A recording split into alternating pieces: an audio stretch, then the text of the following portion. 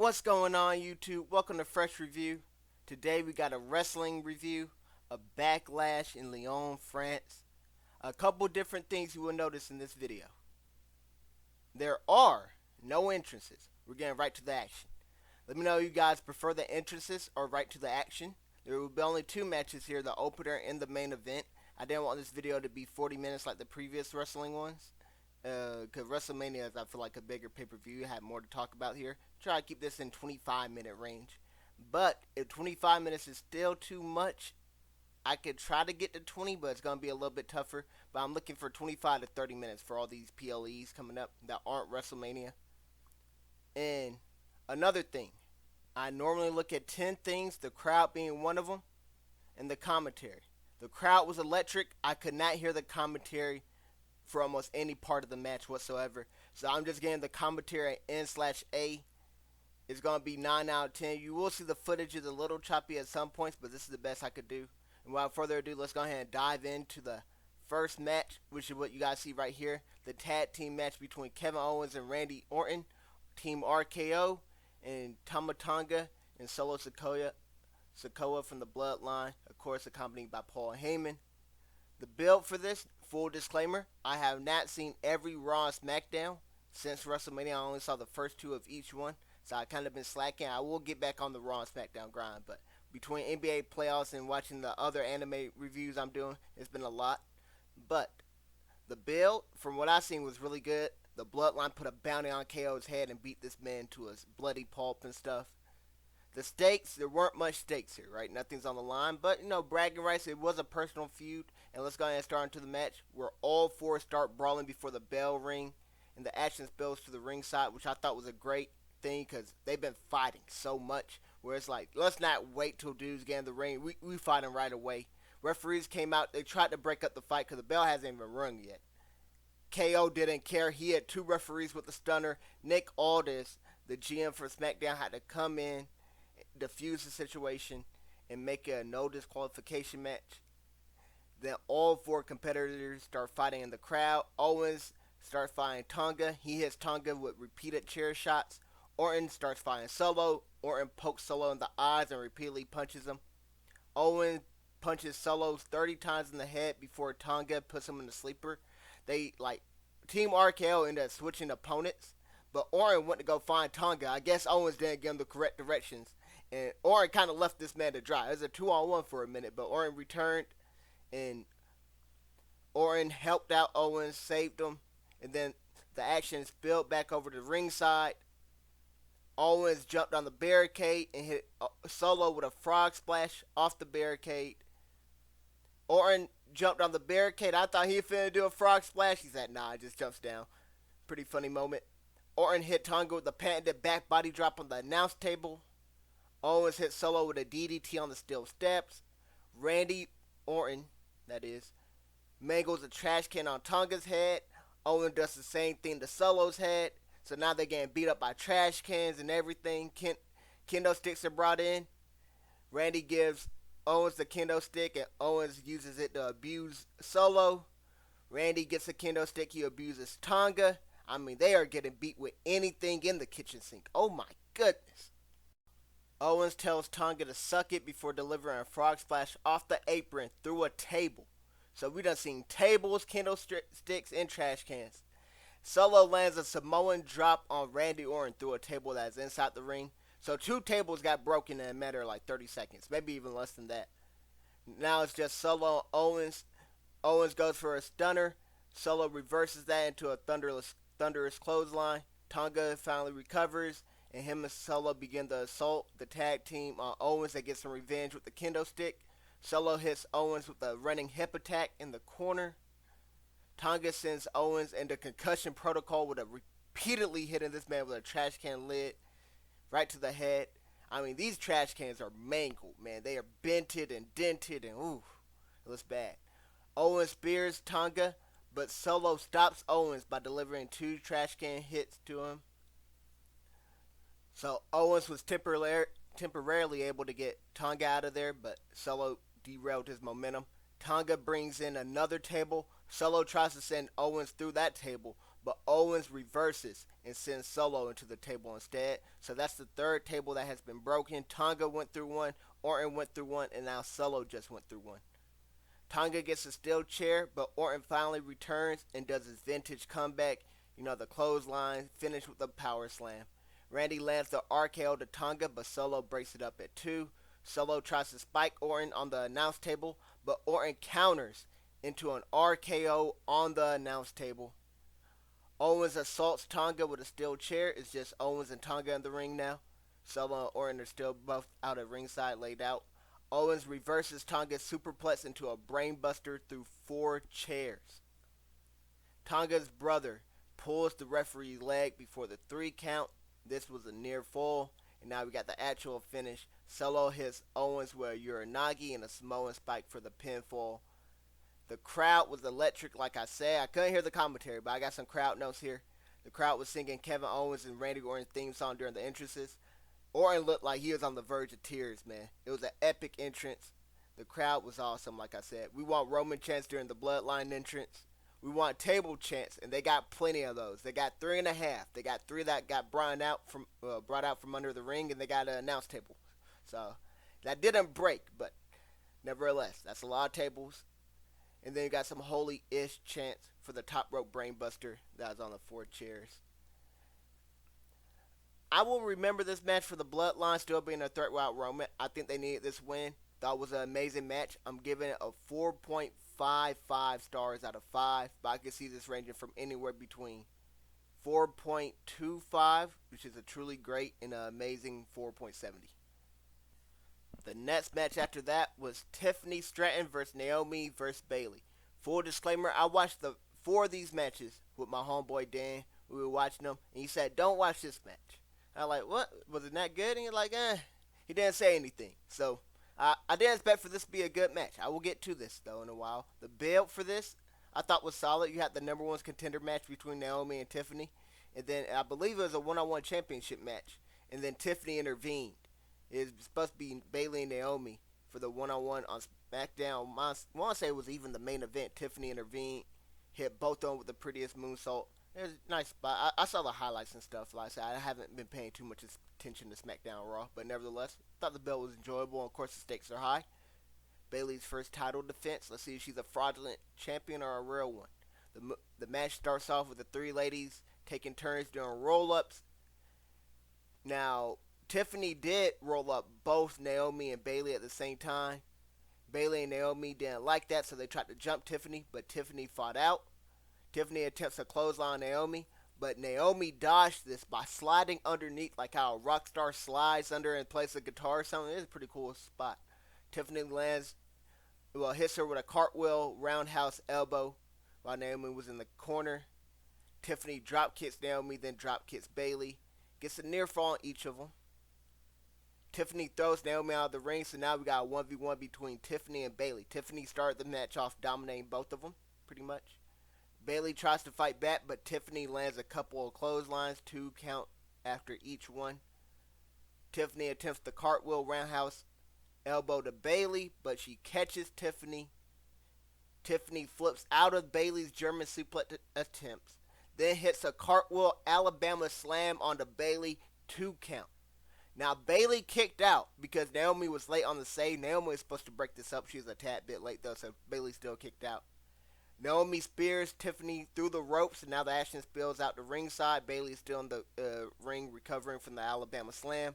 Tiffany does a cartwheel roundhouse elbow drop to Naomi on the barricade. Like, Naomi, you got to dodge this. Fool me one time, shame on you. Fool me twice, can't put the blame on you. You done got hit with the same move twice. One in the ring, one outside the ring. You got to do better. Bayley lands a suicide dive on Tiffany as she's taunting the crowd, saying it's Tiffy time. Naomi jumps off the barricade to land a blockbuster onto Bayley. Naomi throws Tiffany back in the ring, then twerks on Tiffany's head before delivering some move. I have no idea what the move was, because I was completely distracted on what I just saw. Please forgive me. But Naomi lands a split leg moonsault onto Tiffany. Bayley breaks this up at 2. Naomi hits Bayley with a bulldog on the middle turnbuckle. Naomi lands a sit-out powerbomb to Tiffany, near fall. Naomi transitions into a submission, but Bayley jumps off the top rope, delivering a diving elbow drop, and then that gets a near fall on both competitors. That's how Bayley broke up the submission. Bayley does a sunset flip powerbomb onto Naomi, sends her flying into the turnbuckle. It was a slight botch. She didn't get all of it, but it's still a decent enough move. Tiffany counters Bayley's sunset flip powerbomb attempt into a roll-up. Bayley tried to do the exact same thing to Tiffany. Tiffany wasn't going for it. Bayley lands the Bayley to belly suplex to Tiffany, near fall. Tiffany avoids Bayley's spear, so Bayley hits the ring post instead. Tiffany slams Bayley down, then goes for the prettiest moonsault ever, but Naomi pulls her out of the ring. Tiffany hits Naomi with the cartwheel Alabama slam on the announce table. Tiffany hits Bayley with just an Alabama slam on the announce table. She didn't do the cartwheel into it, or just a regular one, but it was a Spanish announce table for this one. Tiffany rolls both of them back into the ring and attempts the double prettiest moonsault that she did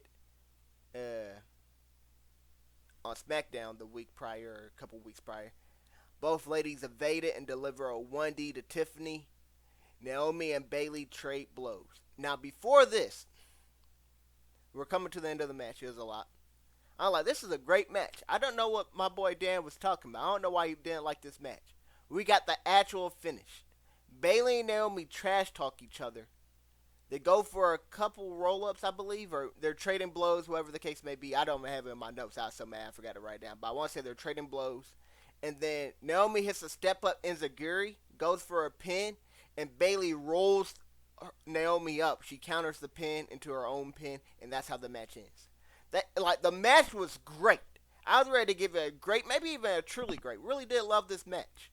Like 4 stars out of 5, I was ready to give it. And then we get hit with that. That's a bad ending. Now the roll up. We saw Bayley hit the Bayley to Bayley. I agree Bayley should have won. And that's why I'm talking about when I said actual ending isn't about who should win or who shouldn't have won. It's about how they won. And man, this is not it. It should have been an actual pinfall for Bayley, not a fraudulent roll up. She hasn't hit the Rhodes plant on Naomi or Tiffany yet. Why not hit the Rhodes plant on Naomi and have her win? I don't know what they were thinking here. But I do have the crowd. They were lit for Naomi's entrance. Had a whole bunch of flashlights glowing and lined up the arena. They sung the Hey Bayley song. The commentary, like I said, I have no idea what the commentary is, so they just get an N/A. Memorability, I'm going to remember the ending, unfortunately. Really did like this match, though, but I just got to give it a good rating of 72. Very unfortunate. I could see this ranging from well above average at 69. A really good, maybe 76. Next up, we got the World Heavyweight Championship match. Jey Uso versus Damian Priest. Now, Jey Uso's entrance was classic. The crowd loved it. They were yeeting everywhere. I almost thought about yeeting myself, but I had a job to do. I had to take these notes and stuff. But Samantha Irvin's dress, the ring announcer that announced Jey Uso, she ain't get enough credit. Not only has she been killing it in the ring announcing game, her dress was insane. Incredible dress. Loved it. She almost had her brother talking in tongues. I ain't gonna lie to you, but that's a different story. Let's go ahead and get back to her job we gotta do here. And we got the match. Well, I will talk about the build a little bit. Jey Uso been finding Judgment Day members, and you've seen a little bit of cracks between the Judgment Day's armor. So, I mean, build kind of been okay. It hasn't been anything too crazy, but nothing bad. But the match starts with Jey Uso yeeting all over Priest.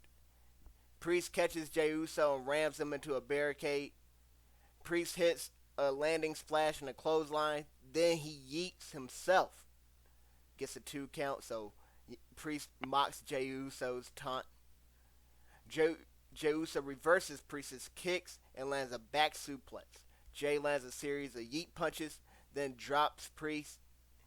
Jey lands a super kick and a step-up enziguri on Priest, then yeets. And the crowd does it every time he does it.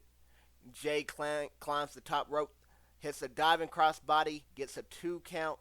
Jey hits Priest with a suicide dive, so Jey has been taking into Priest for a minute now. JD comes in and he low blows Jey Uso on the ropes. Priest lands a spear, near fall. So JD McDonough comes in. That's how Priest is finally able to regain. Priest voices his opinion of JD coming out. Says, I don't want you out here, JD. You shouldn't be here. This distraction allows Jey Uso to regain his consciousness, super kick JD McDonough off the apron, super kick Damian Priest, then climb the top rope and deliver the Uso splash. 1, 2, kick out, near fall. Jey and Priest trade blows in the center of the ring. Damian Priest gains the advantage and delivers a razor edge to Jey, near fall. Jey counters Priest's chokeslam attempt, then delivers a spear of his own, near fall. Finn Balor comes out. He distracts Jey so Priest can land a vicious clothesline, near fall. Priest lands 2 spinning roundhouse kicks to Jey. Priest goes for the third, but Jey dodges, then lands 4 super kicks. So Priest went for the trifecta. Jey Uso hit him with the Grand Slam. Jey Uso spears Priest and then lands a Uso splash on the Priest, but JD puts Priest's foot on the rope and the referee sees it. So that's how the pin is broken up. 2 count. Jey delivers a suicide dive to JD. Jey delivers a spear to Balor at ringside, so he takes out all the other members of the Judgment Day. Now we got the actual finish. Priest delivers a choke slam to Jey for the pinfall as Jey came back in and tried to finish off Priest. That's how it finishes. JD and Balor attack Jey Uso after the bell, but Priest breaks it up. The crowd has some noticeable moments. They yeet it all the time during the Jey entrance, best entrance of the pay-per-view, I believe. Yeet during the match every time Jey landed a strike, or does the yeet taunt. No yeet or yeet whenever they traded blows, and this is awesome chance after Jey kicks out of the choke slam. My bad. Another thing before I will remember this match. Priest is now fraudulent champion. This is like the cracks in the armor of the Judgment Day. So the Judgment Day does break up now that they lost Mommy Rhea Ripley for a while. They lost Dominic Mysterio from on here for a while. So if the Judgment Day does break up, this will be one of the matches that does come to mind. And I just now noticed I messed up on my last review of Tiffany Stratton, Naomi, and Bayley. I gave that on a scale of 0 to 100. It's supposed to be on the 5-star scale. So that match is 3.60 stars. That's the grade I'm giving it. But I can see that ranging from 3.45 to 3.80 stars. Now for the Jey Uso and Damian Priest one, the one I just now reviewed, I'm giving that one 4.20 stars. But I can see that ranging from 3.90 stars to 4.45 stars. So I thought this Jey Uso versus Damian Priest match was great. Almost truly great. But I will say great. As close as possible to being a truly great. Next up, we have the Tag Team Women Championship. The Kabuki Warriors versus versus Bianca Belair and Jade. This build carries over from WrestleMania. Remember, it was Damage Control versus Bianca Belair, Jade, and Naomi. Now, this is actually for the women tag team title, so they added some stakes to it. Now let's go ahead and dive into the moves. Bianca and Asuka started off, and they start off by trading blows. Bianca reverses Asuka's octopus stretch and delivers a standing suplex. Kairi Sane and Jade both get tagged in. Surprised to see Jade coming this early. I thought she came in a little bit later into the match. Jade catches Kairi Sane and delivers 2 backbreakers. Jade tags in Bianca. They do a double backdrop. Bianca goes for 10 punches on the corner to Kairi Sane, but Kairi grabs Bianca's ponytail.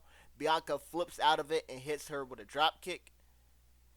Asuka gets tagged in. She super kicks. Oh no, my apologies. Asuka was not tagged in. Asuka super kicks Bianca at ringside. Kairi jumps off the apron and lands a crossbody on Bianca. Now Kairi tags in Asuka for a hot tag combo near fall. The Kabuki Warriors got some really great tag team moves they do whenever they get tagged in. I like that. I like when tag teams actually take time to learn some nice combos and stuff for the tag. Especially when you're champion or been working together for so long like these two have. But Asuka tags in Kairi Sane for a hot tag combo again. And this one ends up with a diving elbow. That's another near fall. Bianca counters Asuka's suplex, but Kairi knocks Jade off the apron, preventing the tag. Bianca is in dire need of a tag. Asuka prevents it. Asuka hits Bianca with a code breaker. Kairi hits her with a net breaker. They both deliver a double strike combo. Near fall. Asuka tags Kairi to avoid the KOD. Because Bianca had Asuka up on her shoulder. Kyrie comes in, intervenes, grabs Bianca's ponytail again. Bianca drops both warriors with clotheslines, I believe this was, and she finally makes the hot tag to Jade. Jade does a springboard crossbody on both warriors. That's how she enters the ring, like a boss. She follows that up by doing double splashes. Jade slams Kyrie to the mat, but Asuka breaks up the pin. The Warriors do a hot tag combo, a roundhouse kicks and spinning back fist, but the pinfall isn't counted because the wrong participant is in. I had to rewind this match because I'm like, did I miss something? The referee just didn't see the tag, I'm pretty sure. So, the Kabuki Warriors apply simultaneous arm bars that are both countered into power bombs because all four women were in the ring. And then when the power bombs landed, all four women were down. So the Kabuki Warriors tried to tap out Bianca and Jade. They ain't go for it. Jade and Bianca get back up. They hit a DDT into a German suplex combo onto Kairi Sane. Near fall. Great kick out by Kairi here. Kairi rolls up Bianca. Near fall. Kairi evades Bianca's spear. So Bianca goes shoulders first into the ring post. Kairi delivers an insane elbow to Bianca. But this is broken up by Jade. Now we got the actual finish. Jade flips and turns Kairi into 3 different positions before hitting her with the Jaded. Bianca hits Asuka with a KOD. And she didn't just hit the KOD on the mat. She did the KOD over on her own tag partner. So Asuka body lands on Kairi Sane. And then Jade gets the pinfall. Match going to be remembered for the Jade becoming champion. It's like Jade moment and stuff. I like that decision. Jade getting this. I think Bianca and Jade should have a long title run. Thought this was a good match. I'm actually finna give it a really good now that I think of it. I'm gonna give it 3.80 stars. But I can see this ranging anywhere between 3.50 and 3.9. Last but not least, we have the main event. AJ Styles versus Cody Rhodes, the Phenomenal One versus the American Nightmare. Of course, for the WWE Universal Championship. I like how the build was AJ Styles. It's like a number 1 contendership, like gauntlet, or I don't know how to, tournament, there we go, that's the word I'm looking for. A tournament determined the number 1 contender. You had the AJ Styles versus LA Knight rematch from Mania. Those were the final 2 contestants. And AJ Styles won, so we got Styles versus Rhodes. So you knew this was going to be a classic. 2 of the best to ever lace them up inside the ring. So without further ado, they start off with some phenomenal chain wrestling. Cody slaps AJ Styles. This is revenge from earlier, I believe last Friday Night SmackDown. AJ Styles smacked Cody. Cody starts off the match pretty much by smacking Styles right away. They both trade knife-edge chops in the corner. Cody lands a drop kick and does a Stardust reference. Cody hits a back body drop to AJ Styles. Cody lands a stalling gut buster to AJ Styles. AJ Styles finally regains some momentum because he reverses Cody attacks and AJ Styles delivers an arm breaker. Cody drops down for the uppercut. Styles counters with a step up enziguri. Styles is thrown into the ropes by Cody. Cody attempts a suicide dive, but Styles counters with a forearm. Cody and Styles both trade blows on the apron and on the top turnbuckle. Styles evades a superplex, and Cody crashes and burns, injuring his back. Styles lands an electric chair drop to Cody. Cody gets his knees up to counter the Styles springboard moonsault. Cody and Styles both trade blows again. Then Cody lands a power slam. Orton like power slam, the scoop one. Cody hits a disaster kick, 2 count, near fall. Cody goes for a disaster kick again, but this time Styles catches him for an electric chair drop. Cody reverses with a roll up. Styles reverses with a net breaker. These technicians, man, they got all these reversals and counters. You love to see it. Cody goes for a DDT on the apron. Styles reverses into a brain buster on the apron. Styles tries to kick Cody, but Cody grabs his leg and powerbombs him through the table. The announce table, to be more specific. Both referees barely beat the referee's count of 10. Cody and Styles trade blows and both go down. They get back up, trash talk, and trade blows again. Styles goes for the phenomenal blitz, but Cody counters with the Dusty Special. Near fall. Cody goes for a Cody cutter. Styles catches him for a tombstone. Cody reverses and tries his own tombstone. Styles counters and suplexes him into the turnbuckles in the corner. Styles lands a backbreaker and a springboard 450 near fall. Styles hits a nasty brainbuster. Cody kicks out at one and begins to Hulk up. Cody hits a Cody cutter near fall. They trash talk one more time. Cody delivers a thunderous clothesline. Cody's crossroads is countered by Styles, and Styles hits a Pele kick. Styles' phenomenal forearm is countered with a super kick.